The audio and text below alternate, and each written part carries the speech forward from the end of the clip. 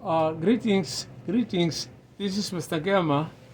Uh, Today's topic, we are going to solve the simultaneous equation. Simultaneous equations. Sometimes it is also known as a system of equation. And this is a little bit higher. This is for grade 11 and 12 and higher. Even the college courses you might be encountering is a problem like this one, what we are having here. Okay, now notice you are given 2x plus 5y, which is equal to 22, and then here we are having 2x plus 3y equal to 14. Now, this problem we have to solve by elimination. In other words, we have to eliminate one part to find the value of y, or we can even eliminate y to find the value of x, and that's how we are doing it. Now before you are doing anything, and if you add 2 and 2, there will be 4, and if you add 5 and 3, it will be 8, and here it will be will be 36. But now I came up with the idea of eliminating, and that's why I introduced a negative in this case. And if you multiply the whole thing with negative, this will be -2, this will be -3, and this will be -14. So in other words, those negative were not there. Okay, I just introduce it so that I can eliminate that.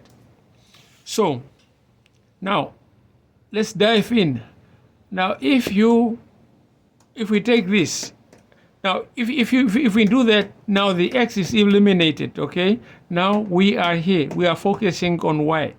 Now subtract 3 from 5, we are having 2y. And if you subtract 14 from 22, that will give you 8. Next, we want y to be by itself. What we can do is that we have to divide 2 by 2, and again, if we do that on the left side, we have to do that on the right side as well. And that is what we did here. If you divide 8 divided by 2, that will give you 4, and here that will give you just a y, 1y. Now y 1 is not written, it's not necessary, but if you write it down, nobody will penalize you anyway. So now we find the value of y, which is 4. Now we have to find the value of x. How are we going to do that? We are going to take again, you can either take this line, or you can take the top one, but in this case I took the other one, which is 2x plus 3y equal to 14. Okay, without those negative, okay? And that is what we are having it here.